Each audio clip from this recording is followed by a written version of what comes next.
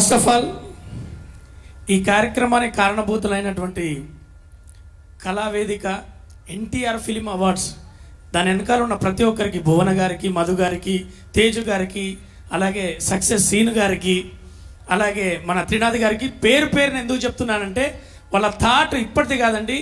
ఒక మంచి అవార్డు రూపకల్పన అన్న దగ్గర నుంచి తన మూర్తి ఒక నటనలో మనకు గుర్తుండిపోయిన ఎన్టీఆర్ గారి ఒక మూర్తినే వాళ్ళకు గిఫ్ట్గా అలాగే అవార్డుగా మనం ఇద్దామనే ఆలోచన వరకు నేను వాళ్ళతో ట్రావెల్ అయి ఉన్నాను.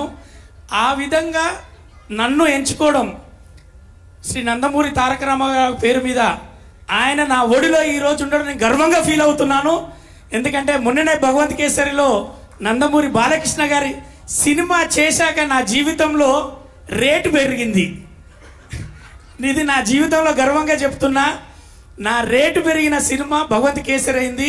నన్ను గుర్తించి ఒక 5 ఏళ్ళు మేము ఇప్పుడు బలగం చేసి 3.5 yearsలో ప్రశంసలు వచ్చాయి. కానీ ఎక్కడన్నా నన్ను ఒక అవార్డు ఇవ్వాలనే ఒక ఆర్టిస్ట్కు ఖచ్చితంగా ఉంటుందండి. కానీ ఈ కళావేదికకు నేను రుణపడి ఉంటా. నందమూరి తారక రామారావు గారిని నా ఇంటికి పంపుతున్నందుకు నేను ఇంట్లో పెట్టి పూజించుకుంటాను. ఈ వేదిక మీద నుంచి నేను అందరికీ నేను మనస్ఫూర్తిగా తెలియజేస్తున్నాను.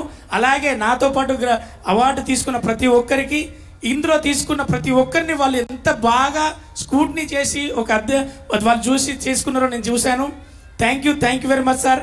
అలాగే మన అక్క మీ చేతుల మీదుగా, అలాగే మోహన్ అన్న ఇక్కడ మీ ఆ సమక్షంలో, మధు గారి సమక్షంలో, ప్రసన్న సార్ దగ్గర, దాము సార్ నా వెల్విషర్, నా ఫస్ట్ సినిమా నా వెల్విషర్ అయినటువంటి దాము సార్ గారి ఆ సమక్షంలో తీసుకోవడం నేను చాలా మర్చిపోలేనిది. Thank you. ఇంతకన్నా ఏం లేదు.